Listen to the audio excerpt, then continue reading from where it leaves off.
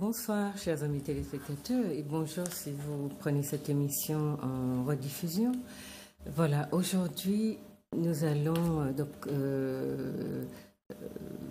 continuer notre série d'émissions à raison de une par mois et essayer, comme on a commencé, de vous présenter des thématiques qui sont très importantes pour nos le traitement, la compréhension, le traitement de nos réalités sociales, plus aussi s'il le faut, mais nous sommes essentiellement sociologues et anthropologues, donc je dis anthropologue parce que mon invité l'est, et donc ce qui nous importe, c'est de vous alerter sur des problématiques, vous donner des clés pour les comprendre, des problématiques sociétales, sociales, vous donner des clés pour les comprendre et essayer de faire en sorte que nous sortions des comportements hérités tout droit de la plantation, des comportements qui sont essentiellement basés sur le jugement et non pas sur la compréhension, en tout cas sur l'explication objective de ce qui se passe. Donc, ça nous aidera aussi à arrêter de condamner, puisque la condamnation ne soulage pas ceux qui sont condamnés, et nous ne sommes pas non plus dans une société à essayer de faire en sorte que ceux qui sont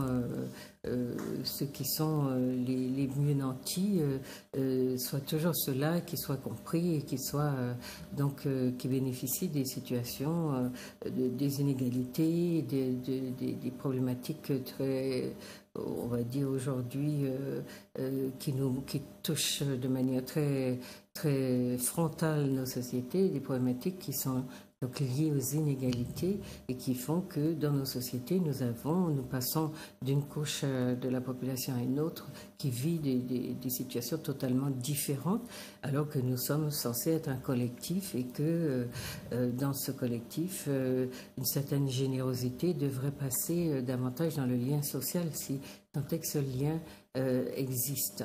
Alors aujourd'hui, j'ai le très très grand plaisir de vous présenter, de vous représenter, parce que vous la connaissez, Madame Luciani Lanoir, qui est anthropologue et qui est déjà venue ici nous parler d'un livre qu'elle a écrit sur l'entraide, le sous-sous, enfin les formes de je ne vais pas appeler ça microcrédit, mais des formes d'entraide traditionnelles.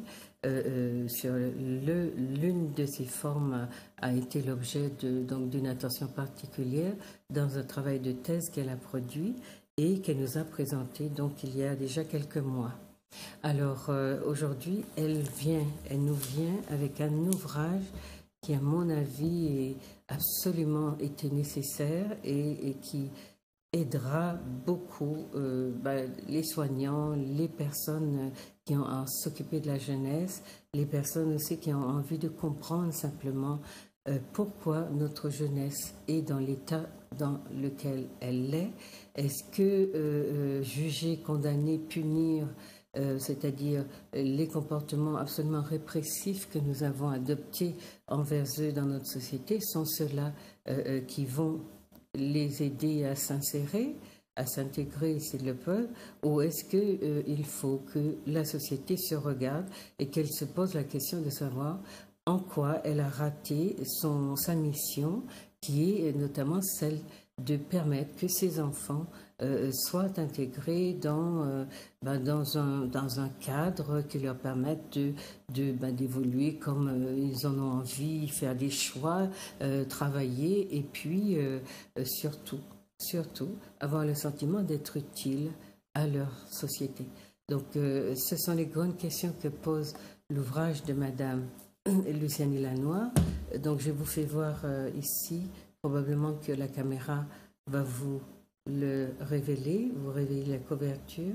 Donc l'ouvrage s'appelle L'Abribus, assistance à jeunesse, vous voyez, c'est une très belle couverture, assistance à jeunesse en détresse, aux éditions Doxa, oui c'est ça, aux éditions La Doxa, et donc c'est un livre qui vient de paraître, donc de cette année, il vient de paraître.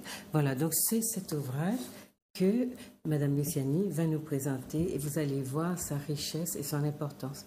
Alors, elle vous donnera, je pense que ça c'est important que vous la sollicitiez pour notamment ceux de nos téléspectateurs qui sont versés dans le domaine du soin, de l'aide et des professions sociales, comme les éducateurs, les personnes qui accompagnent les jeunes en difficulté, les associations, tous ces gens qui ont besoin de comprendre et qui souvent ont beaucoup de bonne volonté, mais travaillent un peu en aveugle parce qu'il leur manque de la théorie pour comprendre. Et comme les médias de nos pays sont très souvent des stigmatiseurs au lieu d'être des personnes qui éclairent ou des supports des médias qui éclairent, et bien très souvent, d'une certaine façon, ce discours stigmatisant ou stigmatique est repris. Et c'est à partir de ce discours qu'on envisage aussi des dispositifs pour aider les jeunes à s'en sortir. Vous allez voir que ce sont des victimes. Quels que soient les dégâts qu'ils causent, ils restent des victimes. Et c'est de cela dont il faut se souvenir et donc essayer de mesurer l'importance des analyses qui vous seront proposées pour sortir justement de la condamnation et les traiter en victimes qu'ils sont, et donc trouver des solutions qui vont leur permettre de s'épanouir. En tout cas, trouver des issues, parce qu'en ce moment, ils sont dans une impasse et ça n'est pas de leur faute. Tel que on a tendance à le penser, ce sont, si vous voulez, des responsabilités qui sont à répartir, à dispatcher entre plusieurs acteurs. Et donc, nous allons essayer de voir comment appréhender cette problématique de manière plus objective qu'on ne le fait traditionnellement. Bonjour, Madame Lanoir. Oui, bonjour Juliette. Voilà. Donc, vous nous amenez un très bel ouvrage avec des témoignages très touchants. Oui, c'est exact. Et puis, j'ai envie de dire quelque chose d'un peu religieux, même si ça n'a pas du tout. Oui. Beaucoup d'amour, un désir de comprendre. Absolument. Et de donner la parole aux jeunes qu'on n'entend pas et de la répéter même comme elle est dite. Tout à fait. Donc, j'ai pris le contre-pied de dizaines, de centaines d'analyses sur la jeunesse où justement on parle d'elle sans qu'on lui donne la parole. Donc j'ai pris le contre-pied. Et je dis que dès le départ, je donne la parole aux jeunes et ensuite, moi, anthropologue, j'essaie humblement d'analyser leur discours à la lumière des concepts sociologiques, anthropologiques, etc., qui sont à notre disposition. D'accord. Donc le sous-titre, alors l'abribus, c'est très, très imagé. Oui. Et donc je disais, si vous avez envie de donner vos coordonnées, votre portable et votre adresse email pour être contacté par les organismes intéressés, hein, voilà, n'oubliez pas de le faire. Vous avez appelé, donc l'abribus c'est très symbolique aussi. Tout à fait. C'est un hors domicile, c'est dans un no man's land, c'est en même temps un endroit passant, un endroit... L'abribus est dans la rue. C'est ça. Et les jeunes sont dans la rue sous les abribus, enfin c'est symbolique en fait, hein. C'est un lieu symbolique, mais dans l'abribus, ils sont vus et ils voient. Ils sont vus, ils sont là, ils sont présents et en même temps, ils voient ce qui se passe dans la rue. Et dans la rue, c'est là qu'il y a toutes sortes de choses à faire. Donc, ils surveillent la rue, ils surveillent le mouvement de la rue. Ils voient ce qui s'y passe, comment il faut se comporter, à quel moment il faut agir, à quel moment il ne faut pas agir, etc. C'est un lieu de prédilection pour eux. Et de là, surtout pour être vus. De là, pour être vus, mais de là, ils peuvent aussi mesurer avec précision le type de regard que la société pose. Absolument. Ils s'exposent en même temps. Ils s'exposent dans leur originalité. Et c'est là qu'ils peuvent mesurer le regard de l'autre. Est-ce que c'est un regard stigmatisant? Est-ce que c'est un regard méprisant? Est-ce que c'est un regard qui, au contraire, veut les inclure, leur donner de l'amour, oui, justement, ou un regard qui est neutre, voilà. Donc, ils mesurent tous les regards.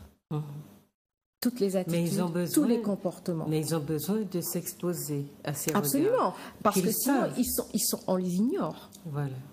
Donc, ils provoquent le regard et ils voient comment la personne qu'ils ont provoquée leur répond. Si oui ou non, quelquefois, ils vous disent bonjour de cet abribus et ils voient si oui ou non vous répondez à leur bonjour. Et je pense même, je vais même plus loin, qu'ils fixent dans leur mémoire, parce qu'ils n'ont que ça à faire, dans leur mémoire visuelle, la personne qui a répondu positivement à ce bonjour ou négativement. Et cette personne qui a répondu positivement, eh bien, ils sont même capables de la protéger en cas dans la rue. En cas de je sais pas moi, d'attaque, je sais pas, même si elle tombe ou qu'on a besoin qu'on vous porte votre sac, ils le feront.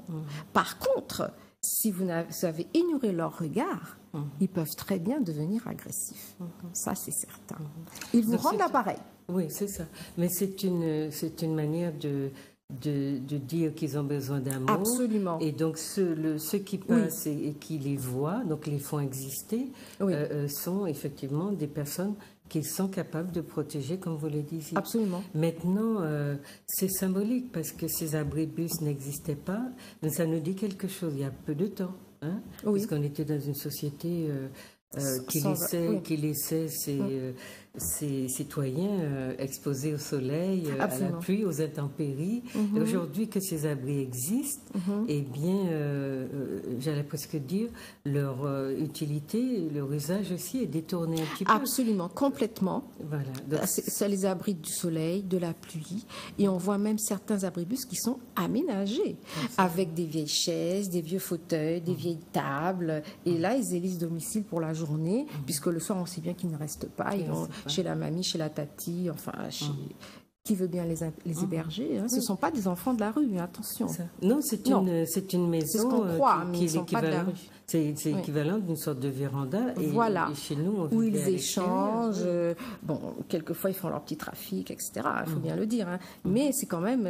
l'abribus, ça représente un espèce d'habitat léger, fragile, comme ils le sont. Et ouvert comme une véranda. Voilà, tout à fait. Comme une véranda. Maintenant, en plus, il y en a qui sont très jolis, qui sont en bois, comme celui qu'on voit sur la photo. Et vous donnez un sous-titre à l'ouvrage, Assistance à jeunesse en détresse. Avec un point d'interrogation, voilà, c'est très important. Et pas à jeunesse en danger. À jeunesse en détresse, parce que pour moi, ça rimait un petit peu avec jeunesse. Et c'est un titre un peu dynamique, parce que danger, c'est trop négatif. Voyez. Et moi, je préfère un mot comme détresse, où la détresse, on peut s'en sortir. On peut arriver à soigner la personne quand elle est en détresse, mais en danger, je ne sais pas, ça évoque quelque chose voilà, de condamnant, de stigmatisant. D'après moi, hein, je ne sais pas, j'ai préféré quelque chose de plus dynamique, de plus optimiste. C'est-à-dire, il y a un signal, dans le mot danger, il y a un signal d'alarme qui est actionné et on dit, il y a un danger, alors il faut faire vite. Peut-être que ça obligerait aussi la société. Oui, mais la jeunesse en danger, c'est aussi un concept. C'est un concept institutionnalisé, donc voilà. Moi, je suis pas trop rentrée dans comment dirais-je, toute cette façon institutionnalisée d'aborder les problèmes de la jeunesse. Hein. J'ai un petit peu bifurqué, j'ai fait de manière un peu personnelle. D'accord. Je voyais détresse aussi. Vous êtes centré sur eux.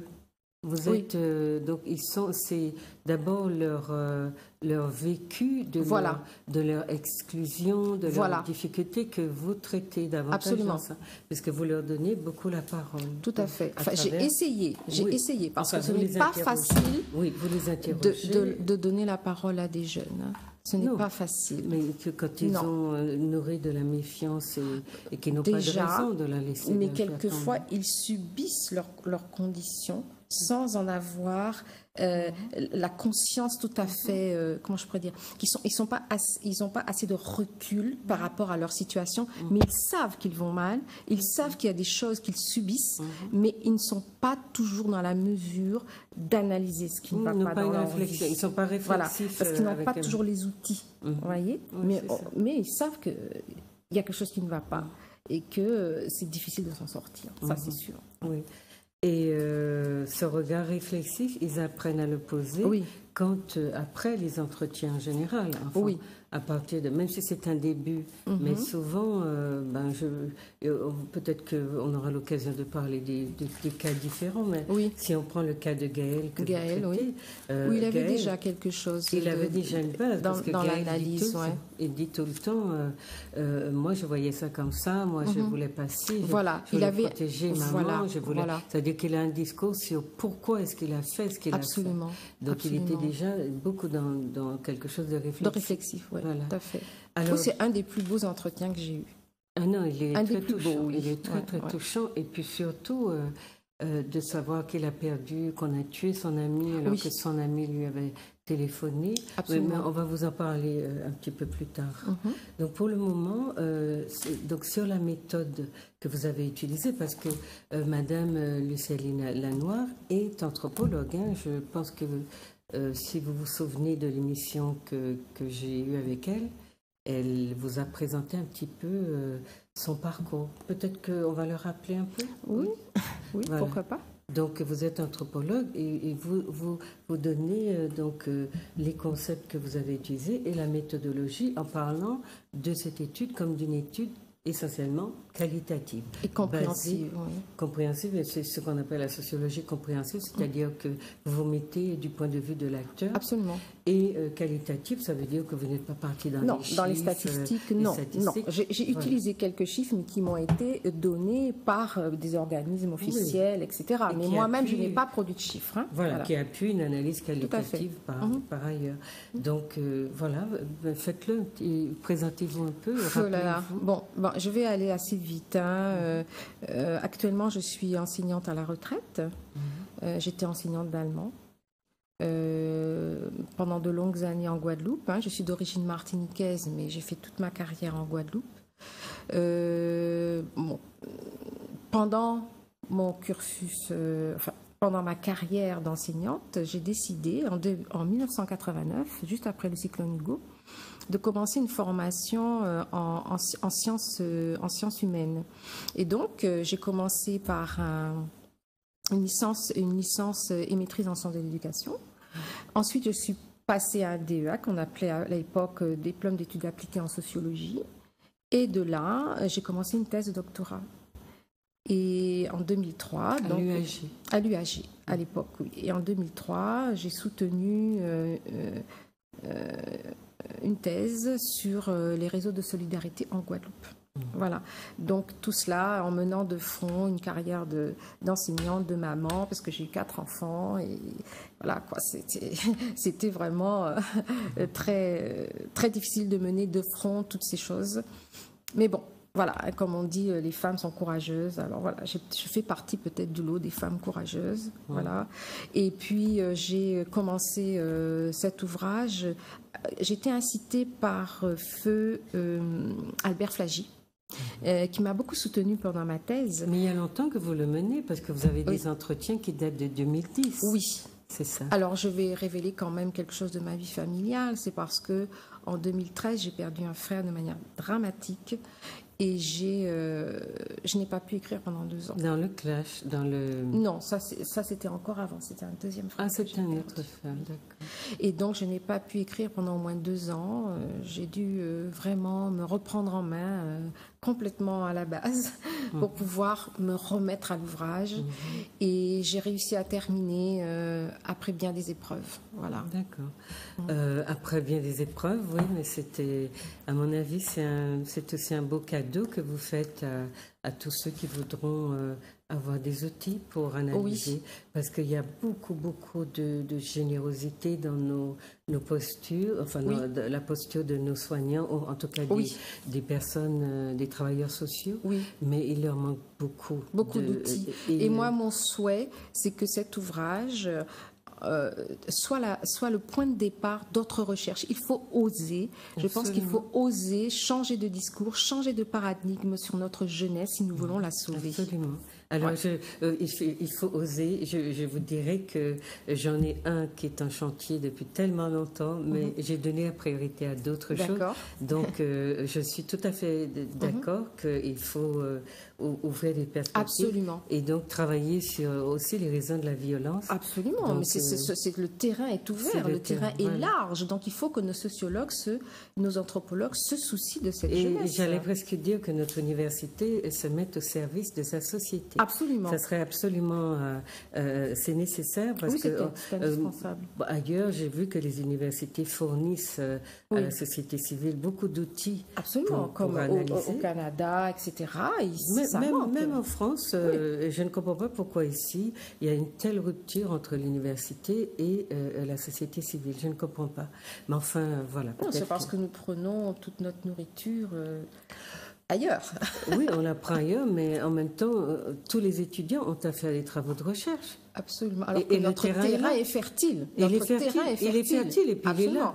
Il est sous nos yeux. Alors pourquoi est-ce que ça ne se fait pas? Voilà. Donc ce qui est intéressant, c'est pour vous dire, chers téléspectateurs, c'est un travail scientifique. Elle pose donc le cadre, comment elle a travaillé, et puis donc la nature même, ce qu'on appelle la méthodologie, est déclinée dans son travail, la nature du travail qu'elle a fait, et puis les concepts qu'elle a utilisés. Pour ceux qui travaillent un petit peu en aveugle, il faut savoir que le travail scientifique exige de nous que nous posions justement nos cadres et que nous définissions les concepts à partir desquels nous travaillons. Donc elle a utilisé les concepts de désaffiliation, de stigmatisation et de retournement du stigmate.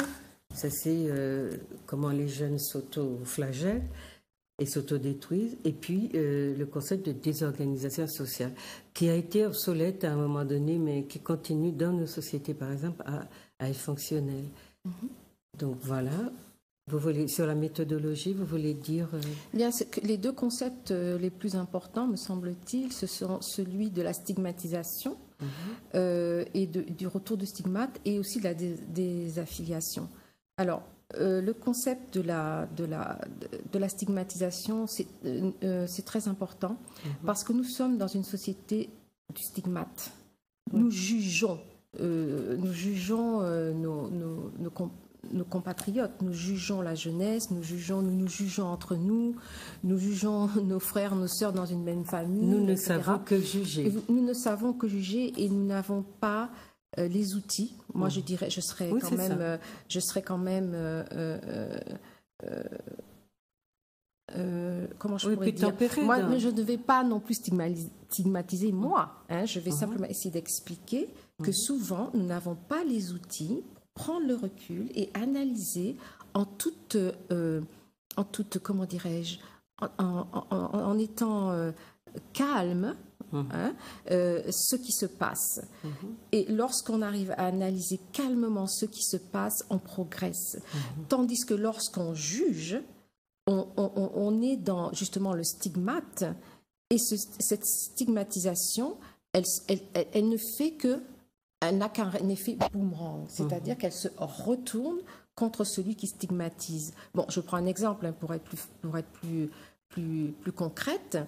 Si vous passez dans la rue et que vous jetez un regard méprisant sur quelqu'un qui porte des locks, ben cette personne, elle va vous retourner ce regard méprisant. Ça peut être aussi un regard, mais ça peut être aussi une insulte, ça peut être aussi un coup, je ne sais pas. On a bien dans les certains articles, on ne comprend pas pourquoi certains jeunes, parce que il y a eu pour un mauvais regard, il y a eu un coup de couteau.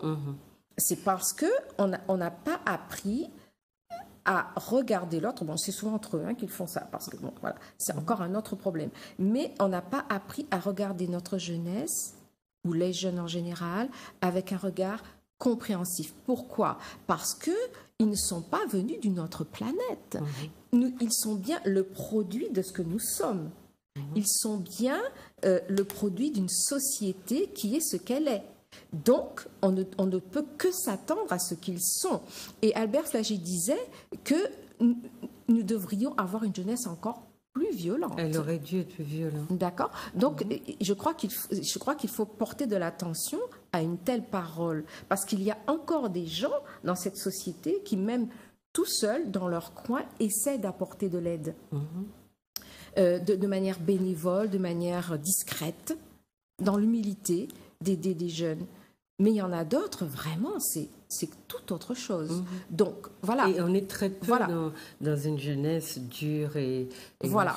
Mais je voulais ajouter, quand vous disiez que c'est vrai que le regard stigmatique peut déclencher la colère du jeune. Mais il y a aussi un autre phénomène, c'est la possibilité aussi que ce regard soit intériorisé, internalisé et que on se présente à soi-même, on vive par retour du stigmate, par exemple, on se vive comme méprisable. Oui, c'est l'effet Pygmalion. En fait, absolument. Quand on vous dit vous êtes comme ci, comme ça, vous êtes laid, vous êtes... D'ailleurs, dans le livre, à un moment donné, je crois que c'est dit, vous êtes laid, vous n'êtes pas beau, vous êtes ignorant, vous êtes ignare, etc. Vous finissez par intérioriser ce genre de stigmatisation et de vous détester vous-même. Et puisque vous êtes détestable, vous ne vous aimez pas, vous êtes capable de faire n'importe quoi, soit pour vous autodétruire, soit pour détruire l'autre. Absolument. Puisque l'autre, c'est vous-même. Oui, ça c'était pour expliquer les raisons de la violence symbolique que la société dit ne pas comprendre. Comment est-ce qu'on peut tuer pour un regard? Mais bon, vous avez donné des explications. Il y en a encore il y en a d'autres dans le livre. Ça c'est sur la question donc de la méthode. Donc, vous avez choisi... Donc, il y a encore un autre concept, c'est celui de la désaffiliation. Alors, la désaffiliation, effectivement, je pense que dans tout le livre... Oui, c'est ce qu'on analyse, c'est ce qu'on voit. C'est-à-dire que les jeunes en général, déjà, on pourrait déjà dire que le lien social autour d'eux est complètement affaissé. C'est-à-dire que, par exemple, je donne un exemple, c'est très difficile dans l'absolu, même dans les familles, qu'un père et une mère discutent en toute quiétude avec leurs enfants, parce que les enfants sont déjà happés par la société de consommation qui leur fournit des portables, des connexions Internet, etc. Donc, ils construisent leur propre monde à l'abri des adultes qui n'ont rien à y faire.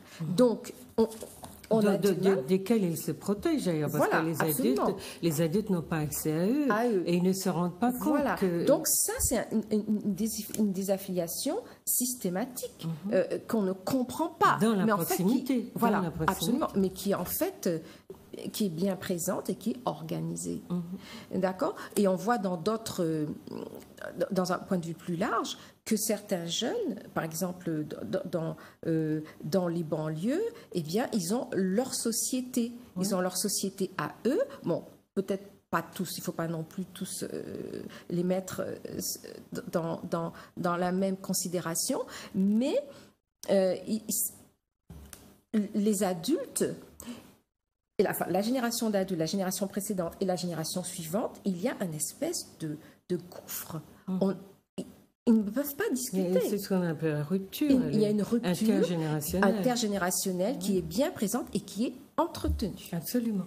Mais pour alimenter votre analyse, quand vous dites que la désaffiliation, elle n'est pas qu'affaire du cercle familial, etc., vous avez au niveau de l'État des décisions qui se prennent et qui concernent l'enfant sans que les parents ne soient consultés. Et l'exemple qui fait bondir il y a la fessée, mais il y a surtout le fait que l'enfant a le droit de porter plainte aujourd'hui contre ses parents sans que les parents soient même avertis. Et quand l'État a pris cette décision, les parents n'ont pas été consultés. Et ils se trouvent en face d'enfants qui ne les regardent plus du tout à travers le lien filial, mais comme des personnes, des ennemis même, et avec qui ils sont en conflit, mais d'une manière tellement frontale que ça pourrait prendre d'autres formes. Et les gens ne s'imaginent pas les dégâts que cela cause, et en tout cas l'État qui prend cette décision et qui rend pourtant les familles responsables de beaucoup de maux, eh bien cette situation-là devrait être analysée de manière absolument à la loupe, parce que les dégâts que cela crée à la Martinique, je pense sur la Guadeloupe, les dégâts que cela crée dans le lien même, puisqu'on parlait de désaffiliation, c'est extraordinaire. Hein, voilà. C'est ça. Je pense que les parents, c'est ça. Il faudrait que les parents, dès qu'ils mettent un enfant au monde, sachent qu'il y a tous ces paramètres et que leur responsabilité, malheureusement, est de combattre tous ces paramètres que l'on met en place pour que, au sein même d'une même famille, les individus soient isolés les uns par rapport aux autres et que chacun mène sa vie et qu'il n'y ait plus de lien, que ce lien, qu'il soit familial ou autre, soit complètement affaissé. Même si c'est une famille, comment dirais-je, nucléaire, comme on en voit aujourd'hui, même au sein de ces familles qui sont aussi petites, ou même matrifocales, eh ben, le lien est effondré. Donc c'est une calamité, enfin, à mon avis. Non, vous parlez de lien effondré, moi je pense que c'est un concept à garder à l'esprit, présent à l'esprit, parce qu'il y a... une culture qui nous manque. Tout à l'heure, quand on disait qu'on était dans le jugement, on ne jugeait pas, mais on constatait que dans notre société, et ça c'est une réalité qui est absolument socio-psychologique. Nous sommes dans le jugement parce que nous ne savons pas faire autrement, on est d'accord. Mais être dans le jugement comme on l'est aurait pu avoir été dépassé si les sciences humaines dans cette société avaient joué leur rôle. Or, nous avons formé à l'université beaucoup de littéraires, beaucoup de gens qui savent décortiquer des textes, mais qui ont très peu à donner à la société dans la compréhension d'elle-même, dans ses dysfonctionnements et dans la difficulté du lien, dans le discours même à partir duquel on parle de l'identité. Et je pense que ces mots-là, parce que quand vous voyez en France combien d'universités enseignent la socio ou les sciences humaines, enseignent ces sciences, et combien de gens suivent ces cours-là, vous êtes sûr que sans en faire leur profession, ils sauront ils ont déjà un petit peu plus d'outils pour approcher certains phénomènes. Absolument. Et pour se positionner aussi face à des conflits. Absolument. Et au lieu d'être, d'ailleurs, on le voit, les enfants on a l'impression qu'ils parlent, qu'ils sont libérés, qu'ils ne sont pas torturés. Les nôtres, n'importe qui regarde nos enfants, les voit assez torturés, parce que c'est des enfants qui sont aussi beaucoup privés. Ils sont fragiles, privés de parole, etc. Oui. Donc c'est tout cela que Madame Luciani aborde aussi dans son ouvrage. Pour continuer, finir sur la méthodologie, vous dites cette recherche est partie d'un questionnement. Et ce questionnement, c'était pourquoi et comment des jeunes deviennent déviants. Et vous parlez de votre hypothèse de base, qui est que la société dans les départements français d'Amérique a subi dans les années 70 des mutations fulgurantes, économie, emploi, habitat, statut de la femme, relations de couple, éducation, émigration, religion, nouvelles technologies de l'information, addiction. Donc tous ces changements brutaux, fulgurants comme vous dites, ont eu et ont encore des effets jusqu'à aujourd'hui, des effets dévastateurs. C'était ça votre hypothèse? Oui, parce que nous étions dans une société quasiment rurale jusque dans les années 60, 60-70. À partir de la fermeture des usines, 60. Voilà. Et c'est là que beaucoup de choses se sont produites. Bon, je n'ai pas analysé tout ce que j'ai dit là. Non, mais vous signalez. Mais je signale qu'il y a eu une accumulation sur une dizaine d'années, 10-15 ans, d'une foule de phénomènes que nous avons tous vécus. Et qu'aucune société ne peut gérer en un temps si court. Tout à fait. Aucune. Que les sociétés, que la société française, par exemple, a digéré peut-être au moins en une génération, mais nous, c'était même pas une génération. Mais elle a 2000 ans passés. Donc elle gère... Mais surtout que nous, nous n'avons pas créé toutes ces choses. Absolument. Je veux dire, ce qui est télévision, technologie de l'information... Même le mode de vie. Oui, le mode de vie qui était importé par les premiers les premiers revenants du bimidum, etc., qui ont dit aux parents, mais c'est pas comme ça qu'on élève un enfant, mais il faut pas lui donner des coups, etc., tu vas le traumatiser. Bon, donc les parents se sont retrouvés confrontés à une foule de choses. Puis il y a eu mai 68 entre-temps. Donc tout ça, je pense que les parents ont été complètement ébranlés, ils ne savaient plus quoi faire. Un mai 68 dans lequel les Antillais n'étaient pas impliqués. Oui, parce qu'ils ont gardé leur vision des rapports humains. Ce qui a changé en France, les rapports humains ont changé. Chez nous, ils n'ont pas changé. Mais on a gardé, si vous voulez, l'aspect consommatoire et consumatoire du phénomène. Mais on n'a rien gardé. Il y a déjà une nouvelle manière d'éduquer les enfants, une nouvelle manière d'être entre hommes et femmes. Les femmes sont parties travailler. L'habitat a changé puisque de la famille élargie, on est passé de la famille nucléaire. Avec son petit jardin, sa petite maison, enfin son petit pavillon, etc. Bon, pas pour tout le monde, mais pour beaucoup de gens, c'était l'idéal à atteindre. C'est-à-dire, on a vu naître une petite bourgeoisie, ce qu'on n'avait pas vraiment. Et cette petite bourgeoisie-là a été le catalyseur de toute la modernité, modernité occidentale. C'est elle qui l'a captée et qui à travers elle qu'on l'a diffusée. Qu'on a diffusé dans la population. Cette espèce d'idéal dont tout le monde a fini par rêver. Même les travailleurs dans la banane ou dans la canne. Ça a été un modèle. C'est devenu un modèle. Donc, mais on n'a pas eu le temps de digérer tout cela. Donc, tous les liens sociaux, quels qu'ils soient, moi je peux citer le lien parrain-marraine avec le filleul, mais ça a volé en éclats. Le parrain et la marraine, quelle était leur mission? C'était de s'occuper, je veux dire, de relayer les parents au cas où, de demander à leur filleul, est-ce que ça va bien à l'école? S'il y a un problème où le filleul veut s'exprimer, on vient vers lui ou il vient vers vous, on échange, etc. Voilà, ce sont des parents idéaux, ce sont des parents de substitution. Maintenant, le filleul, est-ce qu'il va avoir son parrain ou sa marraine? Mais pas du tout.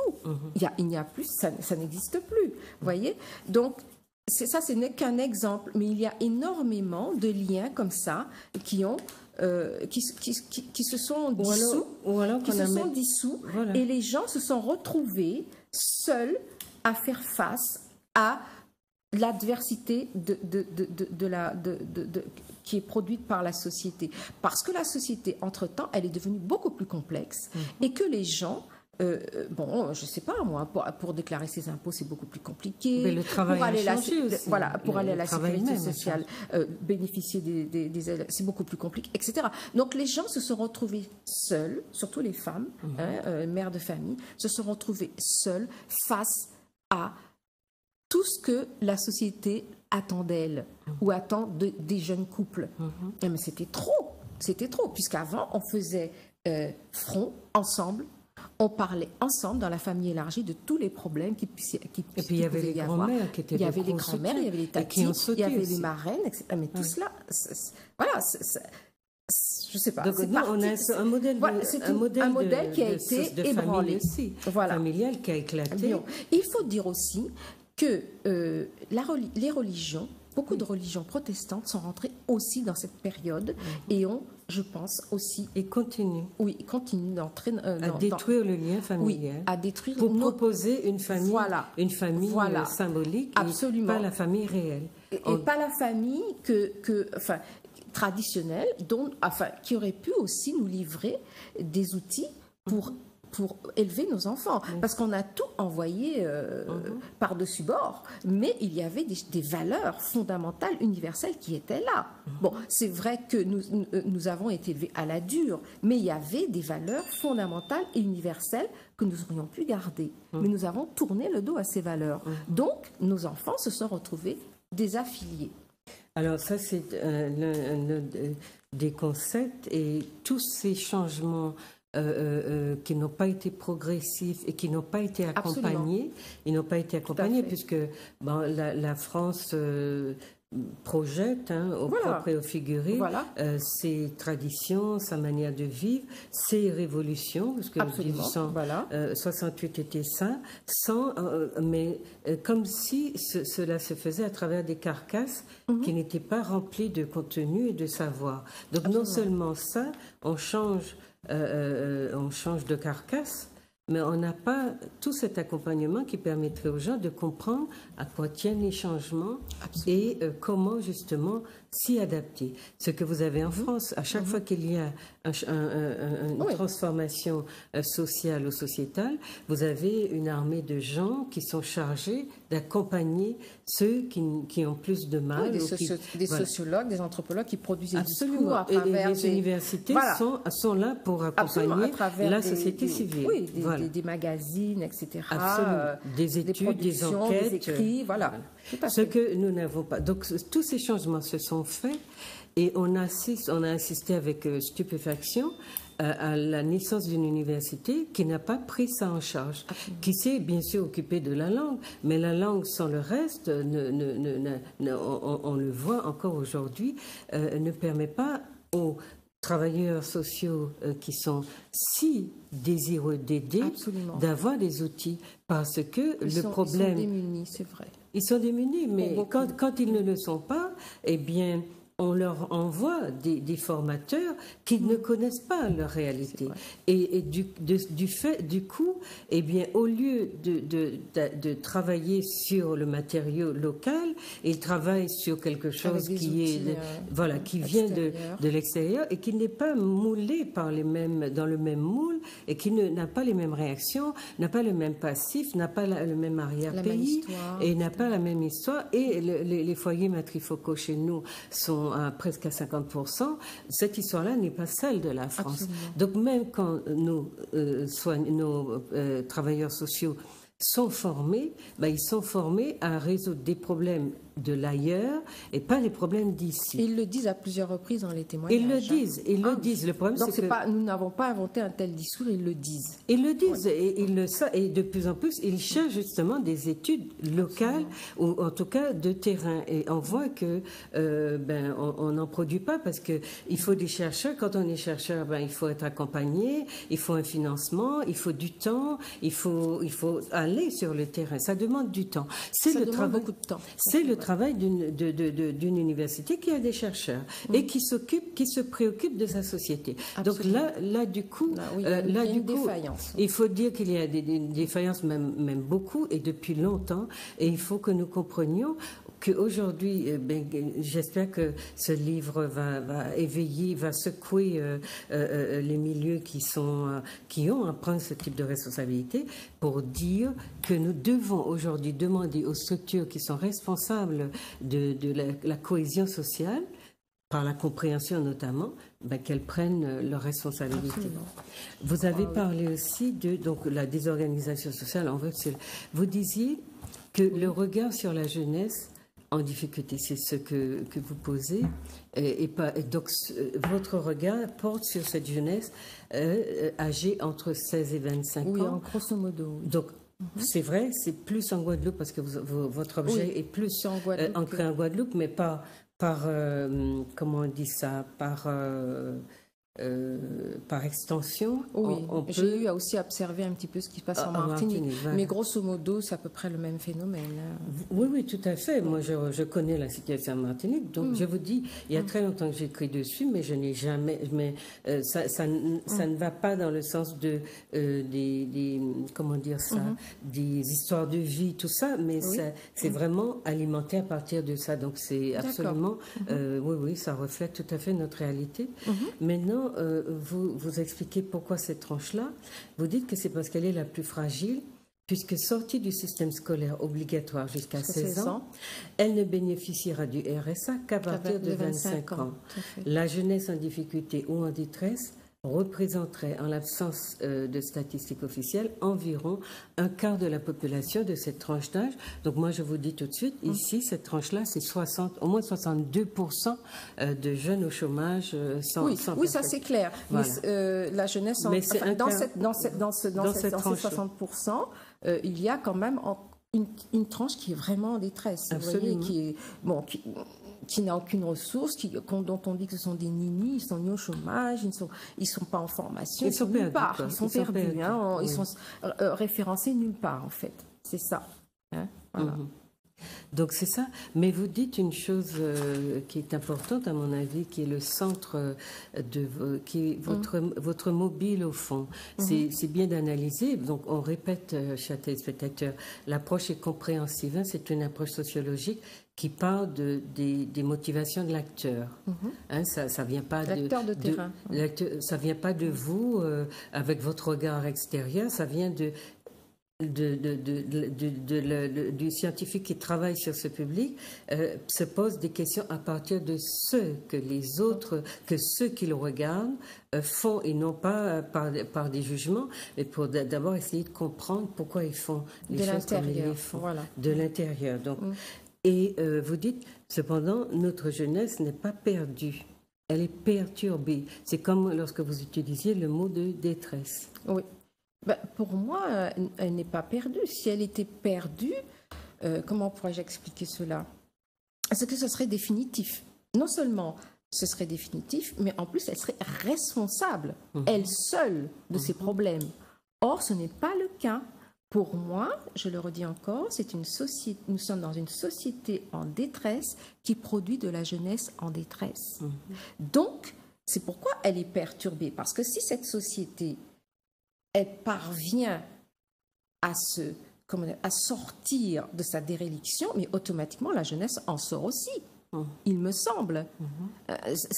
Mais dans le cas de Gaël que vous prenez, par exemple, on voit bien que c'est vrai qu'il s'éparpille un peu, mais il tâte, il ne décroche pas. Il a arrêté de se droguer, il a arrêté de fumer, et puis il a arrêté l'école. Il dit qu'il n'aime pas, mais il cherche sans arrêt à travailler, à s'employer. Finalement, je crois qu'il est sorti, parce que je suis en contact avec les personnes qui l'épaulent, et je crois qu'il est parti en France et il a fini par faire une formation. Mais c'était quelqu'un qui se cherchait et on sentait qu'il cherchait le bonheur. C'est comme un noyé qui se bat férocement pour s'en sortir. Mais je crois qu'il s'en est sorti. Mais avec beaucoup de difficultés, d'interrogations, de souffrances. Il faut bien le dire. Non, mais et puis il le dit, j'ai souffert. C'est quelqu'un qui savait exprimer des sentiments. Voilà. Et donc, rien que le fait d'avoir ce pouvoir de verbalisation, je pense que c'est ce qu'il a dit. Justement, je crois qu'à un moment donné aussi dans le livre, ce sont des exemples que j'ai pris ailleurs, justement, qu'aux Antilles. Il y a des gens qui ont fait des expériences pour sortir des jeunes de leur souffrance, et je crois que le maître mot, ils ont employé ces paroles, parce que parler, échanger avec ces jeunes, c'est leur donner une chance de s'en sortir, ne serait-ce que par la parole. Parce que la parole elle est libératrice, elle est thérapeutique, elle permet de prendre du recul, de s'auto-analyser et de s'en sortir. Voilà. Elle permet, je ne dis pas que c'est un miracle à chaque fois, mais elle permet. Mais on voit que ceux qui s'en sortent, ce sont ceux-là qui ont ce pouvoir de réflexivité. Oui, c'est qu'ils ils sont tombés aussi sur des gens Bien sûr. Des bonnes personnes qui lui auront permis de s'exprimer et de parler d'eux-mêmes. Voilà. Et qui ne les ont pas jugés. Et à chaque fois dans le livre, je ne sais pas si vous avez bien remarqué, à la fin, tous les exemples qui sont donnés, les gens, enfin les éducateurs spécialisés ont bien précisé, nous ne voulons pas des gens qui sont là et qui jugent, nous voulons des gens qui sachent écouter sans juger. Et ça, c'est vraiment l'attitude fondamentale de l'aidant. Il y a aussi une expérience qui a été dont je parle aussi dans le livre, ce sont des accompagnateurs qui partent comme ça avec un jeune sur les chemins de randonnée pendant 2-3 mois et qui le font volontairement. Parfois, ils n'ont même pas les diplômes d'éducateurs spécialisés, mais ils vont simplement avec le désir d'aider. Oui, il y a beaucoup d'associations. Voilà. Eh bien, ils arrivent à sortir les jeunes de leur détresse, et au bout de ces 3 mois de marche, de randonnée, où ils sont seuls, d'accord, ils peuvent aussi changer de pays, ils peuvent faire, je ne sais pas moi, 2 à 3 000 kilomètres, et bien au bout de 2 mois, ces jeunes savent pourquoi ils en étaient arrivés là et ce qu'ils veulent faire. Avec le support d'une seule personne qui n'a pas forcément les diplômes pour ça, mais qui ont voulu tenter cette expérience d'écouter, parce que c'est extrêmement délicat d'écouter sans juger. Mais Gaëlle a une chance aussi, c'est de ce côté-là que quand un membre de la famille peut avoir cette capacité d'écoute ou même de parole, de verbalisation. Parce qu'il a quand même une maman qui est vraiment incohérente, qui a beaucoup de difficultés, qui est battue, qui reste quand même avec, qui se marie à l'homme qu'il n'a pas et tout ça. Lui, il prononce en permanence cette phrase-là, je voulais protéger ma maman. Et en même temps, elle va lui dire, je sais que je t'ai fait du mal. Ça veut dire, je sais que je t'ai pas protégée, que je n'avais pas les moyens. Je t'ai fait souffrir, je reconnais tout ça. Et rien que cette manière de dire à son enfant, parce qu'il y a des milieux défavorisés où c'est très violent, où ce sont les coups et le silence. Mais avoir une maman qui est en grande difficulté, mais qui peut lui dire, je sais que je t'ai fait du mal. Elle lui explique pas pourquoi, mais parce qu'elle-même, mais elle lui dit, je sais, elle sent en elle qu'elle lui a fait du mal. Et pour l'enfant, je crois que c'est très libérateur. C'est libérateur. Absolument. Donc, le cas de Gaëlle est très intéressant. Et j'espère que chez les personnes qui se serviront du livre pour étudier avec leurs élèves, que le cas de Gaëlle sera étudié, parce que c'est entièrement anonyme, voilà. Oui, c'est un nom d'emprunt, parce qu'il faut protéger toutes ces personnes. Mais c'est vraiment un cas où on voit en filigrane le rôle de la mère. Il y a beaucoup de conflits avec le papa, mais ce garçon qui se bat et puis qui a un sens de l'amitié. Quand on a tué son frère, son ami frère, et les cauchemars qu'il fait, et l'idée qu'il avait besoin de lui. Mais c'est plein de valeurs, c'est plein d'amour. C'est qu'on pense que ces jeunes que l'on dévalorise toute la sainte journée, qui n'ont pas de valeur. Mais si, ils en ont absolument. Mais c'est parce qu'ils ne peuvent peut-être pas les exprimer ou les vivre. Mais ils ont des valeurs. Où il n'y a pas l'oreille qu'il faut au moment où ils ont envie de le dire. Tout à fait. Mais vous l'exprimez aussi très bien dans... donc vous passez, vous faites une sorte d'enquête avec des France-Antilles. Vous montrez en fait le rôle des médias dans la construction négative, des enfants. Et donc sur 3 années, vous passez en revue les crimes et vous en déduisez que rien ne prouve que ce sont des jeunes entre 16 et 25 ans qui sont responsables. J'ai essayé de poser des questions à ce sujet, je n'ai pas eu de réponse. Par exemple, les braquages, je n'ai pas pu savoir quel était l'âge des personnes qui commettent des braquages. C'était impossible à savoir. Or, lorsqu'il y a des braquages, on pense tout de suite jeunes. Oui, ça, c'est clair. Alors qu'il paraît que non, il paraît qu'il y a des gens d'un certain âge qui commettent des braquages. Oui. Vous voyez? Mais braquage égale jeune. Dès qu'il y a... mais quelquefois des meurtres, hein, c'est tout de suite jeune. Alors que beaucoup de meurtres ne sont pas dus à des jeunes. Parfois, ce sont des meurtres passionnels, etc. Mais les gens ne cherchent pas à comprendre. Pour eux, dès qu'il y a du sang qui coule, ce sont les jeunes. Vous voyez? Et ce n'est pas toujours le cas. Je pense qu'il faut avoir un regard discriminant sur ces événements. Voilà. Mais la presse ne le permet pas. Mais vous dites la violence des jeunes, c'est une création des médias, parce que moi-même, quand j'ai lu cette partie, je voyais que le nombre de cas de vraie délinquance était très bas et comparé au tapage médiatique qui, lui, est retentissant. Et quand on regarde le nombre de jeunes qui s'en sortent tant bien que mal, seuls. Parce que ce qui est bien aussi dans l'ouvrage, c'est que vous situez aussi l'environnement anxiogène, leur solitude, leurs difficultés, et puis sans vraiment savoir vers qui se tourner, ils se débattent pour essayer de se placer. Par rapport à cette difficulté immense, on est très étonné du peu de cas. Et vous l'avez dit d'ailleurs au début, on aurait dû normalement avoir une société explosée. Si la jeunesse libérait son vrai potentiel de violence, comme on dit, et si ce que les médias en disent était le reflet de la réalité, on aurait une société qui aurait déjà explosé par cette violence, parce que les jeunes ils sont jeunes, ils ont de l'énergie, c'est normal. Ils ont de l'énergie, de la sève, et s'il fallait qu'ils fassent péter la baraque, eh bien, sauter la baraque, ils l'auraient déjà fait. Donc vous disiez, nous avons exposé les délits et les crimes de jeunes délinquants à partir des articles du France Antilles.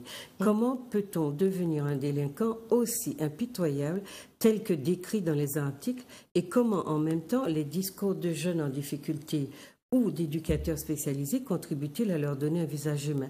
Dans les médias, on présente des monstres, et puis dans la réalité, vous voyez qu'ils ont un visage humain, et à travers les entretiens, on le voit. C'est cette distance entre l'être violent et l'être à visage humain que nous avons voulu sonder en adoptant différents angles de vue, celui de la société, de l'école, de la famille, de la résilience.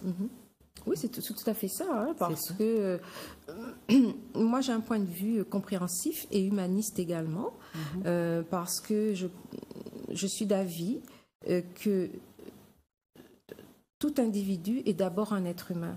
Et si il en arrive à commettre de tels actes, c'est qu'on lui a dénié son humanité à un moment donné. Voilà, et donc c'est notre regard humaniste qui permet à ces individus, ou qui leur permettra de se redresser. Parce que nous avons beaucoup perdu de cette humanité dans notre regard. Nous ne faisons, je redis encore, que juger. Juge intransigeant. Voilà, et stigmatiser. Non, je pense que ce regard-là, il faut que nous le remettions en question. Mais ça, c'est le regard de la plantation, du maître sur l'esclave. Tout à fait. C'est pas fini. Ce n'est pas fini. Oui. Mais c'est à nous aussi de prendre conscience de cela, et partout où nous sommes. Mais nous avons ce regard-là sur d'autres membres de la famille, sur nous-mêmes souvent. Et la question, c'est ce qu'on sait le mieux faire. Et la violence aussi des situations qui sont, dont on dit qu'elles sont causées par la jalousie, et la violence destructrice que certains d'entre nous manifestent envers les personnes avec qui ils ont des conflits, ou elles ont des conflits, etc., nous montre aussi plus largement l'origine, l'enracinement esclavagiste, dans le système esclavagiste, de ces comportements. Tout à fait. Et il nous faut en prendre conscience. Il faut déconstruire ces comportements et cette façon de mais les expliquer dans un premier temps, comprendre que c'est dans la relation maître-esclave, le maître est un juge d'autant plus violent qu'il n'a pas de familiarité avec ses esclaves, et qu'il est là juste pour les faire carburer, travailler et avoir des résultats. Et qui n'a jamais tort. Et que c'est toujours l'esclave qui porte toute la toutes les responsabilités de ce qui se passe, même si le maître... Mais ce regard intransigeant et avec la posture aussi très rigide du corps, ben là, quand les parents corrigent leurs enfants, c'est pour ça que même s'il y a des gens qui pensent que taper, c'était un moyen éducatif, moi, je suis du fait qu'il est lié, que ce moyen-là est lié à notre passé esclavagiste et la façon dont nous tapons. Parce qu'il y a des parents qui tapent, mais nous, on tape avec quelque chose de plus. Il y a on le est mépris, maître, il y a on est le maître, on est un maître absolument destructeur. Et ça, il faut qu'on prenne conscience de ça. Mais je crois que dans le livre, à un moment donné, les jeunes le disent. Il y a la problématique du respect. Absolument. Celle-là, ça a toujours été posé. Tout à fait. Maintenant, vous dites donc la volonté de diabolisation de la jeunesse qu'on sent dans notre société. Donc là, on sort un peu des problèmes qu'ils font remonter. Et on regarde aussi comment la société se comporte envers eux. Oui. Et donc il y a cette volonté de diabolisation que vous dénoncez, en tout cas que vous pointez. Il y a effectivement une constante remarquable qui est de ne jamais renseigner le lecteur. Donc ça, c'était pour les stratégies qui sont mises en place pour nous empêcher finalement de comprendre. Et quand on dit qu'il faut être prudent par rapport à ce que nous présente le quotidien, les quotidiens Guadeloupe, Martinique, les quotidiens locaux, il faut être prudent. Vous dites, il y a une volonté de ne jamais, une constante en tout cas, de ne jamais renseigner le lecteur sur les personnes qui commettent des braquages au moment des faits, ni ensuite, dans la plupart des cas. Sont-ils jeunes ou plus âgés? Ce questionnement a pour conséquence d'attribuer systématiquement les commissions de braquage à des jeunes et d'entretenir une suspicion de la population par rapport aux jeunes et également une coupure entre jeunes et moins jeunes, d'alimenter la stigmatisation tous azimuts des jeunes en difficulté. Cela a pour conséquence directe l'installation d'une peur diffuse, car n'importe qui peut, à n'importe quel moment, être victime de ces jeunes sans visage, je vais mettre ça entre guillemets, et donc sont en droit ces jeunes sans visage. À cela, il faut ajouter, comme il a été dit plus haut, l'entrée et la circulation énigmatique d'armes sur un territoire à caractère insulaire et donc difficile à surveiller. Ce phénomène de multiplication des braquages ne peut qu'amplifier le sentiment d'insécurité. Donc sur la question de la peur, vous avez beaucoup de gens qui vous disent qu'ils ont peur des jeunes. Absolument. Et vous le soulignez quand ils passent près d'un abribus, pour peu qu'il y ait 2-3 jeunes. Ils ont peur. Voilà, ils ont peur. Alors qu'il n'y a pas forcément de raison d'avoir peur, de raison objective d'avoir peur. Mais cette peur-là, elle est intériorisée. Non, mais c'est sa construction, telle que vous l'expliquez, qui m'intéresse parce qu'elle est construite. Et il faut que les adultes soient conscients. Et ça nous empêche justement d'avoir un regard autre que qu'un regard stigmatisant sur les jeunes. Et ce regard-là, il importe le déconstruire. Voilà. Et donc, dans la foulée, vous dites il n'y a pas une jeunesse, il y a des jeunesses. Oui. Voilà, peut-être que vous pourriez expliquer aux téléspectateurs. Eh bien, c'est-à-dire que j'ai trouvé effectivement que la jeunesse, elle est un petit peu contingentée, même si on peut parler d'une jeunesse en général, et qu'il y a des relations entre ces groupes, enfin, je veux dire, ces catégories de jeunes. Il y a des relations. Mais pour moi, c'était plus facile de dire qu'il y a une jeunesse qui est stigmatisée, voilà, et qui est... je veux dire la jeunesse des abribus. Il y a une jeunesse qui est travailleuse et qui essaye de s'en sortir, mais qui a également beaucoup de problèmes, contrairement à ce qu'on croit. C'est pas seulement la jeunesse des abribus qui a des problèmes. La jeunesse qui travaille a beaucoup de problèmes. La jeunesse étudiante a beaucoup de problèmes. La jeunesse aussi qui essaye de créer des entreprises a beaucoup de difficultés. Donc, c'est pour montrer qu'elles ne sont pas forcément, comment je pourrais dire, il n'y a pas forcément de jeunesse privilégiée par rapport à d'autres. Elles ont tous toutes des problèmes parce que justement elle est mal prise en compte, cette jeunesse de manière générale. Mais on la connaît pas. Mais vous soulignez le fait que il y a pas d'études. Donc on la connaît pas. On parle sur elle, mais on a tendance à dire que tous les jeunes sont dans les abribus. Non plus, ce n'est pas la vérité. Il y en a qui essayent de s'en sortir justement dans la solitude comme ils peuvent, mais ils connaissent des galères de manière, comment je pourrais dire, cachée. Il y a des souffrances cachées. Bon, la jeunesse des abribus, leur souffrance est peut-être plus évidente parce qu'on les voit. Bon, on les voit, même si on les stigmatise, on les voit. Mais il y en a d'autres qui sont beaucoup plus discrets et qui traversent des galères absolument incroyables. Mais ce qui se voit dans le taux très important de suicide. Tout à fait. Et ça, c'est une souffrance silencieuse. Oui, tout à fait. Et le taux d'échec, j'ai encore un article que j'ai lu récemment, le taux d'échec en première année à l'université, ici aux Antilles, c'est incroyable. Il y a un écrémage de 60%. Même 80% parfois, dans certains secteurs. C'est inadmissible. Vu les difficultés qu'ils ont, ils ne sont pas aidés. Au contraire, on les enfonce, il me semble, d'après les témoignages qu'ils ont donnés. D'après ce qui se dit aussi de ceux qui sont à l'université. Voilà. Donc, ce n'est pas une jeunesse qui est promue. On ne fait rien pour la promouvoir. Au contraire, me semble-t-il. On dirait qu'elle embarrasse notre société. Tout à fait. Nos sociétés. On dirait qu'elle les embarrasse et on le voit donc. Moi, dans cette dynamique de réflexion-là, je vous rappelle, le livre s'appelle L'Abribus, Assistance à jeunesse en détresse, de Madame Lucianie Lanoir, qui est anthropologue. Dans cette dynamique-là, moi, je suis... c'est un questionnement que j'ai depuis longtemps, l'idée que la jeunesse, notre jeunesse nous embarrasse. C'est la manière dont cette société est née. Elle est née de la plantation, puisqu'on a exterminé les Amérindiens et on a fait venir d'abord des catégories de gens, c'était des hommes, d'abord, dans un premier temps.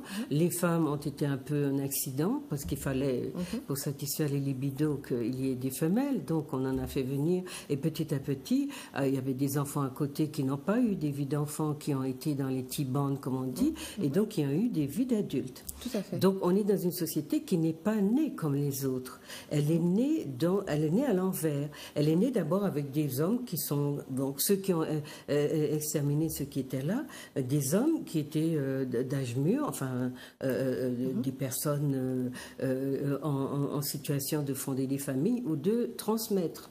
Et ces personnes-là sont dirigées essentiellement par une catégorie d'hommes, aussi d'hommes, qui ont un projet, celui de s'enrichir très vite et d'instrumenter donc tous ceux qui vont faire venir dans ce projet-là à leur profit, à leur seul profit.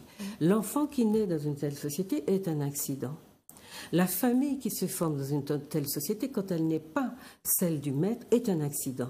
Et quand elle n'est pas empêchée, est un accident, puisque le maître dispose également de la femme, de celui, la femme qui lui plairait, de celui qui est en ménage avec elle, etc. Donc c'est une société qui est née dans un grand désordre, dans une violence, mais vraiment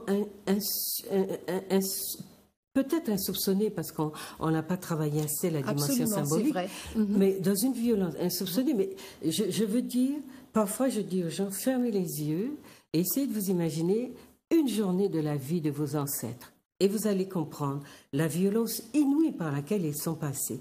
Eh bien, imaginez-vous, vous avez votre femme, bien sûr vous êtes esclavagé, mais vous avez votre femme, elle vous a peut-être fait déjà un enfant, etc. Et vous êtes là le soir en train de manger.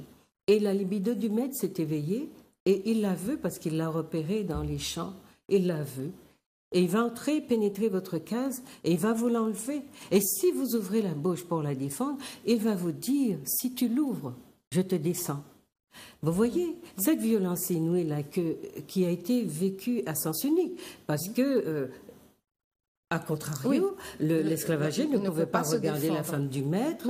Non, mais c'était que si ses yeux se posaient sur la femme du maître, il risquait d'être crevé ou lui-même d'être... etc. Je veux dire, tant qu'on n'a pas mesuré l'importance de cette violence-là, que les aînés ont subi, on ne pourra pas comprendre aussi pourquoi nous, aujourd'hui, nous n'avons toujours pas fait de place à la jeunesse dans notre société.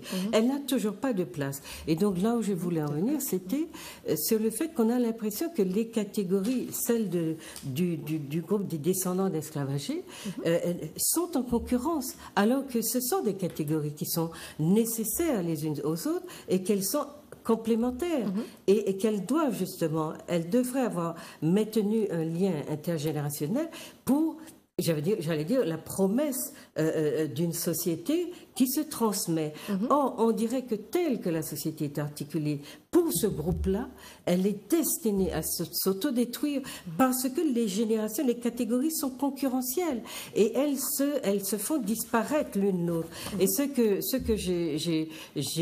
qui m'a ramené à cette problématique dans votre livre, c'est lorsque vous dites que entre les jeunes vous disent, enfin, vous commencez le livre avec l'histoire d'un jeune qui vous raconte, que vous retrouvez d'ailleurs de manière à plusieurs reprises, que vous retrouvez sous le même abri au départ, à plusieurs reprises, mais dans des temps, des espaces-temps assez écartés. Long, tout à fait. Voilà, et donc c'était un espace-temps assez écarté. Eh bien, vous dites que ils vous disent que ceux des hommes, des adultes qui sont eux-mêmes peut-être en situation de semi-exclusion et qui sont dans les cafés ou qui jouent à les PMU. Ils ne sont pas dans les abribus, mais presque. Ils sont presque dans... Eh bien, ils disent que ceux-là leur font une guerre. Mais on a vraiment l'impression d'une guerre de clans, sauf qu'on est dans des générations qui parleraient de papa et fils. Mais ce sont les papas symboliques, enfin en termes d'âge et de génération, qui font la guerre aux plus jeunes.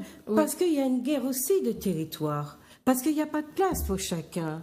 Et c'est affolant. Et ça m'a ramené à cette problématique quand je fais des cours à mes étudiants pour leur expliquer l'histoire de ce pays qui s'est fait à l'envers.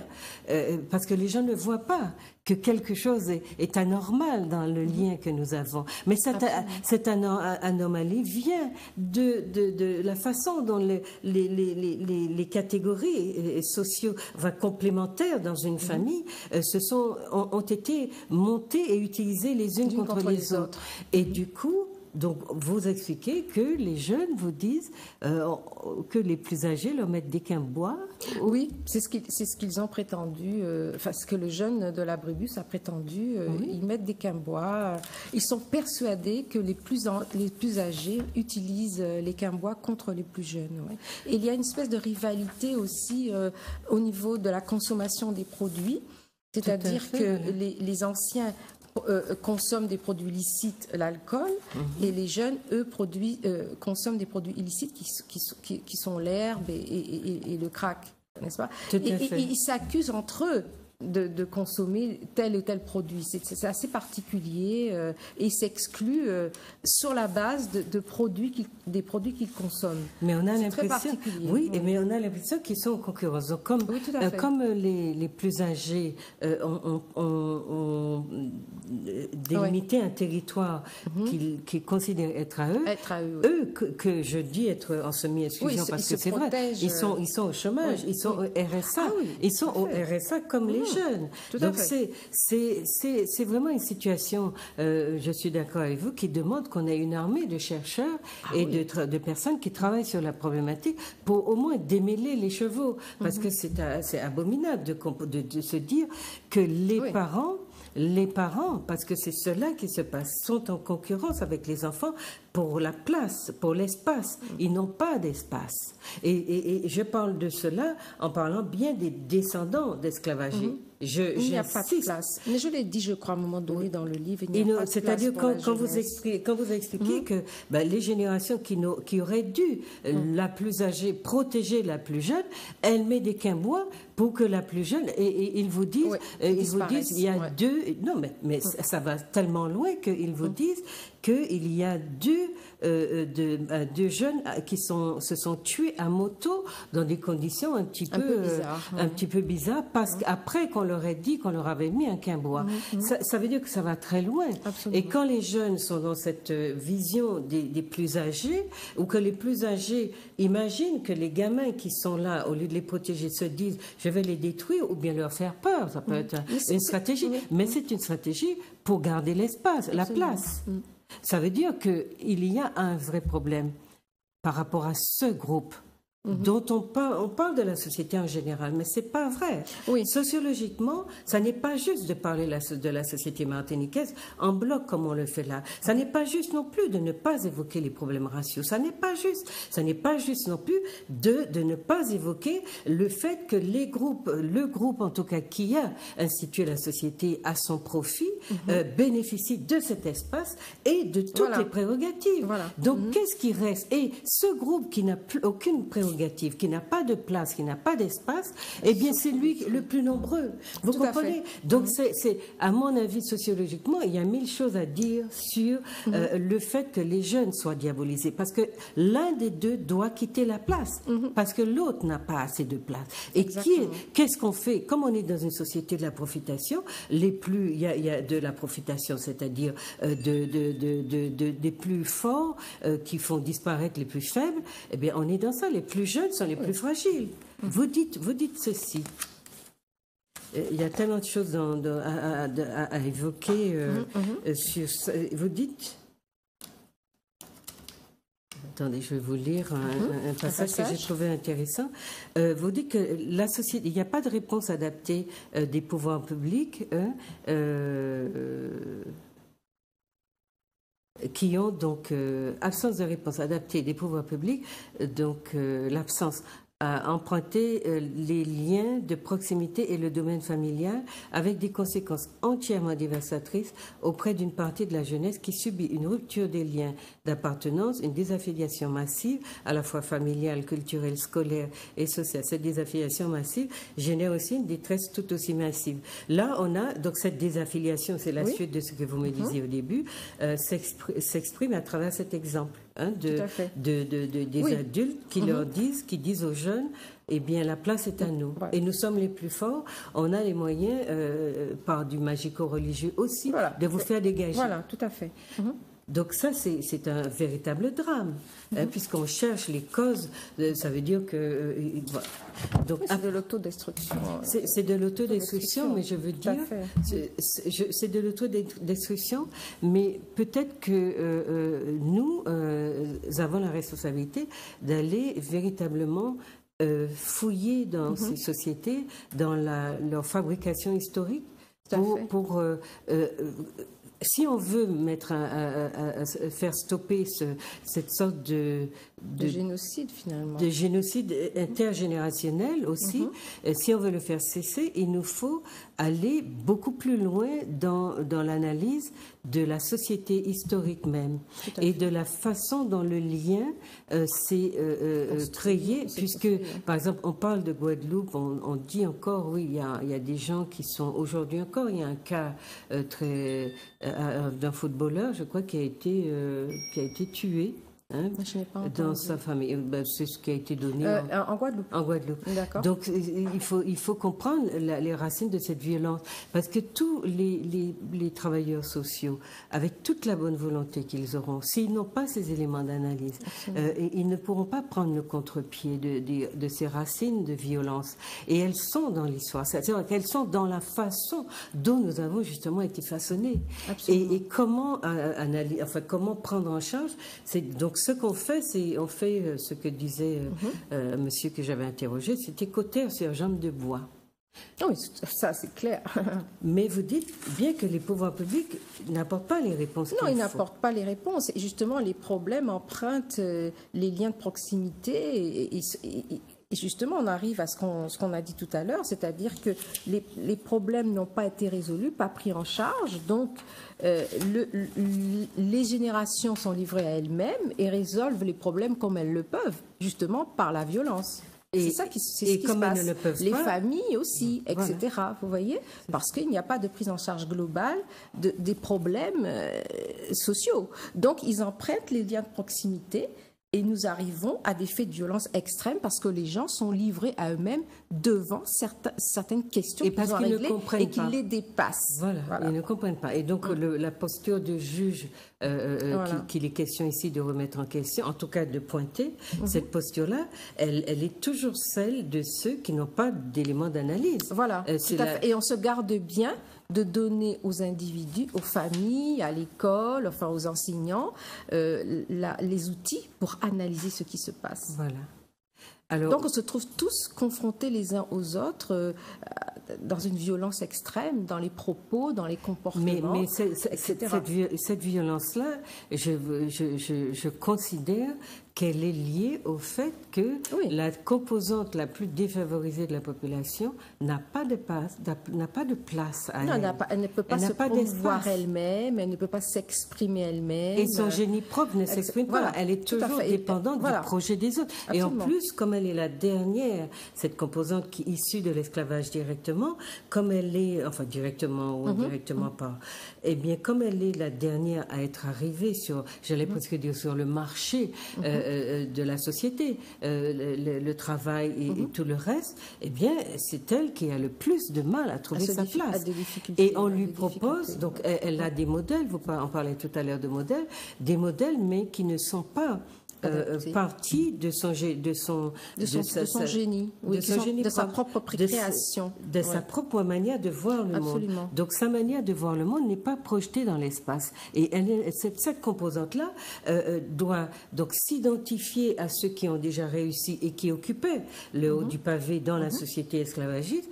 Et elle doit donc ce qu'elle a.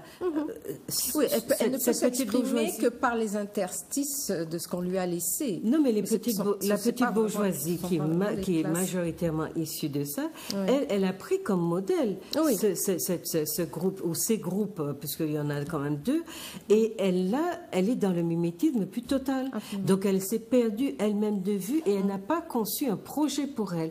Et pour tous ceux dont elle est issue, parce que notre petite bourgeoisie, ce sont les gens de couleur, comme on les appelle, ce sont ceux qui avaient les parents dans la ruralité dont vous parlez, c'est-à-dire des paysans, des ouvriers agricoles, des gens, ce qu'on appelle avec beaucoup d'arrogance des petites chances. Et ce sont des personnes qui ne voulaient pas que leurs enfants retournent en camp et que les enfants deviennent professeurs et maîtres d'école. Eh bien, ces enfants-là, ils ont vite fait d'oublier d'où venaient leurs parents. Ils ont adopté le modèle dominant, mais comme ça n'était pas ancré dans des savoirs, on va dire, qui étaient intemporels, c'était du tout frais. Et ils n'ont pas pu s'inscrire, ils n'ont pas pu inscrire leurs enfants dans des pratiques, sinon leur lâcher la bride, parce que ça faisait moderne. Mais cette modernité-là, elle était sur du vent, elle était construite sur du rien. Il n'y avait pas de terrain, pas de terreau. Et c'est pour cela que les enfants leur ont échappé. Et ces enfants-là sont ceux-là qui ont fait des enfants. Et qui sont totalement hors du système, désaffiliés et hors du système. Donc ça veut dire qu'il y a à prendre... Il y a tout un travail à faire pour réaffilier tous ces enfants-là et pour qu'ils puissent justement, pour qu'ils puissent comprendre où ils sont et pour qu'ils puissent exprimer leur génie, parce qu'il y en a qui sont géniaux. Mais ils le sont, géniaux. Et ils le sont. Ils produisent sans arrêt des choses que la société dominante leur prend.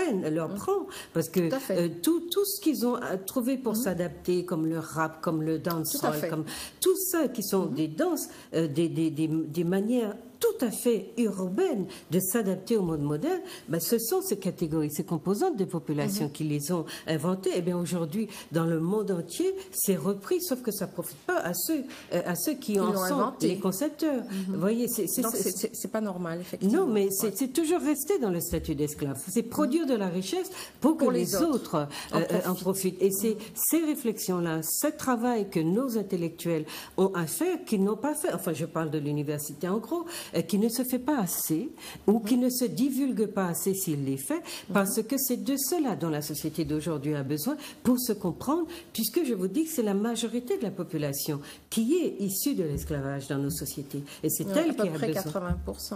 Oui, c'est elle qui a besoin de ces outils et c'est elle qui ne les a pas. Oui, elle est dans un carcan qui l'empêche de s'exprimer, comme on a dit tout à l'heure, qui l'empêche d'exprimer son génie à travers ces jeunes, justement. Absolument. Vous disiez, pour venir sur, pour résumer avec vos mots ce qu'on disait sur comment les parents sont effectivement responsables, sans l'être, hein, en fait, de cette, parce que c'est un drame. Il faut qu'on mette les mots sur les mots, enfin qu'on désigne les mots par des mots adéquats. La génération née après 1945 fustige celle qui vient après elle. Elle tient sur les jeunes un discours généralisant basé sur des clichés tels que les jeunes sont mal élevés, fainéants, ils se droguent, ils sont dangereux, ils font peur. Pour mieux saisir l'authenticité de notre propos à ce sujet, il suffit de lire la presse quotidienne, etc. Partant de ce postulat, il apparaît clairement qu'une approche globalisante, négative et moralisante ne peut constituer un outil d'analyse satisfaisant pour cerner les problématiques variées et multiples de la jeunesse. Et c'est cette analyse-là, cette approche globalisante, négative, ne peut pas non plus faire l'impasse sur l'approche historique. Et c'est parce que cette approche historique manque qu'on va se baser sur des comportements en apparence très méchants, et on est tous très étonnés que ces gamins, dès qu'on passe à côté d'eux, qu'on leur dit bonjour, combien leur réponse est généreuse et reconnaissante, parce qu'ils sentent bien qu'on les reconnaît en tant qu'êtres humains. Voilà. Alors que la plupart des individus les traitent comme... Bon, ils le disent eux-mêmes, hein, comme des riens. Je ne dis pas le mot, mais ils le disent. On s'occupe. Voilà. Alors, donc, vous parlez après donc, de beaucoup d'autres... Bien sûr, hein, je vous ai dit c'est très complet parce que vous passez en revue quand même dans le chapitre 1. Donc l'avant-propos, c'est un de monsieur de votre, je crois que c'est un soignant aussi, qui dit ceci d'ailleurs, Éric Broussillon, oui, qui dit avec l'abribus, donc en parlant de votre livre, avec l'abribus, Luciani Lanois réussit son pari. Celui de donner une autre image de la jeunesse en danger de nos territoires. D'accord ? Donc, c'est ça. J'espère que j'y suis parvenue. Mais vous dites, voilà, ça passe tellement, tellement vite, c'est dommage. Vous dites, donc ça, on a vu un petit peu à travers les exemples des jeunes. Vous en avez combien 5 ou 6, je crois. Ensuite, il y a eu des éducateurs spécialisés. Voilà. Mais à travers ces exemples, vous vouliez montrer, dégager des choses, parce que les entretiens sont très inégaux. Hein? Il y a pas, non, mais je les ai pris tels quels, quasiment. Sauf que, bon, j'ai certaines tournures de phrases qui étaient vraiment incompréhensibles, je les ai quand même redressées. Mais j'ai voulu livrer au lecteur ces témoignages vraiment bruts de décoffrage tels que je les ai reçus. Et bon, parce que pour moi c'était l'authenticité du terrain. Bon, même si ce n'est pas, comment dirais-je, ce n'est pas un travail quantitatif, mais j'ai voulu que les gens sachent comment des personnes qui sont à la fois des jeunes en détresse et ceux qui s'en occupent perçoivent ces jeunes. C'est complètement en rupture avec le discours accepté et environnant. Donc, pour moi, c'était encore plus parlant qu'une analyse, vous voyez ? Oui. Mais est-ce que, par exemple, on a déjà vu un peu, comme vous dites, il y a des jeunesses, vous avez expliqué un petit peu.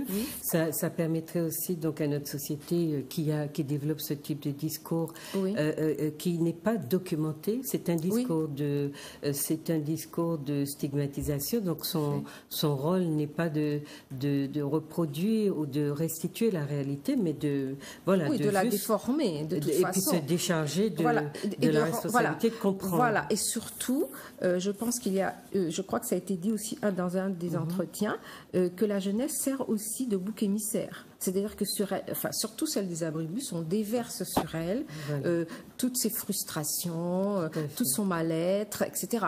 Voilà. Les adultes, les générations précédentes déversent absolument tout sur ces jeunes-là et ils n'ont pas forcément vocation à être bouc émissaire. Ils n'ont pas la vocation parce que ils n'ont pas les moyens de se défendre contre tout à ça. Fait.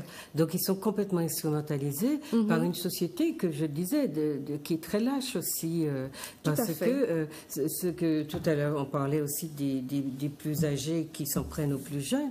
On a l'impression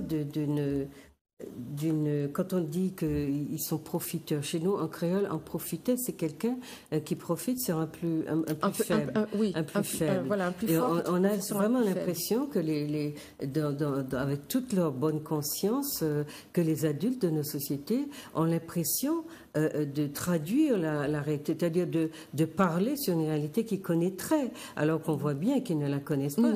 Mais c'est que la fonction de ces discours-là n'est pas forcément de dire la vérité, mais de se soulager soi-même. Absolument. Et puis, ça, je suis tout à fait d'accord. De se soulager. J'espère que c'est ressorti du livre. Oui, mais d'une responsabilité qu'on ne peut pas prendre, parce que j'ai pas eu le temps de recopier toute la table. C'est parce qu'on n'a pas les outils pour comprendre ce qu'il se passe. C'est exactement ce qu'on disait. Et à partir du moment où on ne comprend mais on n'a pas non plus la posture. Voilà. Parce que les gens pourraient se dire, et je me tais parce que je ne comprends pas grand-chose. Oui, bien sûr. Mais au contraire, on pérore, on déclame, on raconte des choses épouvantables. Et on ne se soucie pas de savoir que si les jeunes écoutent les médias, parce que les jeunes qui sont... Moi, j'ai eu beaucoup à parler avec eux de leur attitude vis-à-vis une sorte de méfiance, même de dire est-ce que tu te confies à tes parents, etc. C'est toujours tellement violent et tellement étonnant que je me suis souvent demandé comment on peut avoir un enfant qui se défie tellement de vous et qui n'ait pas envie de vous parler. Tout ça, c'est construit, mais les parents ne se sont pas mis dans la posture d'analyser, de se comprendre, puisque je suis parent, etc. Donc voilà, Hervé nous fait signe que c'est déjà fini. On n'a même pas eu le temps. On n'a même pas eu le temps de... Oui. Donc, vous allez voir, il y a beaucoup de choses sur les addictions, les toxicomanies, les causes familiales des toxicomanies, la famille matrifocale, tout ce qu'on a. Et puis, vous avez pris deux exemples que je n'ai pas eu le temps de découvrir dans leur entièreté. Qui sont extrêmement intéressants. Et qui sont intéressants parce que ce sont ça veut dire qu'il y a de la résilience, il y a de la résilience et il y a du génie dans la résilience. Il y a beaucoup de génie. Et puis, il y a tous ces personnels, ces personnes qui sont des aidants. À qui je veux rendre hommage, vraiment. Des aidants, des intervenants sociaux, des personnes qui, sans armes, sans rien, sans aucune connaissance. Et sans théorie, surtout. Sans théorie venant d'ailleurs et qui inventent au jour le jour. Avec les jeunes. Et qui sont géniaux, certains. Avec les jeunes et qui leur donnent des raisons d'espérer. Absolument. Et que les jeunes leur rendent aussi cette humanité qu'ils ont en eux. Je vous rappelle, c'est très beau livre et puis ça se lit très facilement et il y a beaucoup de choses à en tirer et j'espère aussi, comme Madame Luciani, que beaucoup d'autres seront produits. Moi-même, je vais me mettre au boulot pour finir ce que j'ai commencé depuis si longtemps. Mais nous en avons besoin. Ça a été un grand plaisir.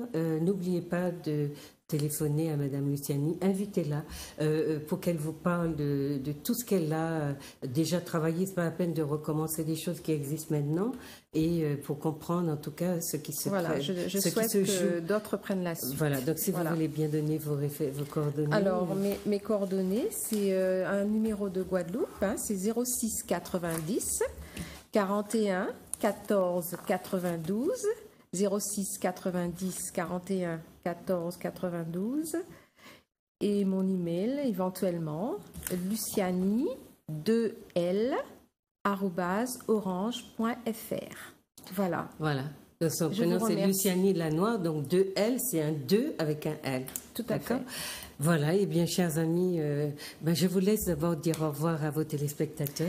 Je remercie les téléspectateurs pour leur écoute et j'espère que Madame Smeralda et moi-même, nous avons contribué par l'intermédiaire de l'émission Raison Pratique, au moins pendant 2 heures, à changer le regard sur notre jeunesse, qui peuvent être dans leur ensemble soit des fils, soit des pères, soit des cousins ou des cousines, parce que maintenant il y a des femmes aussi, des jeunes femmes qui sont dans les abribus.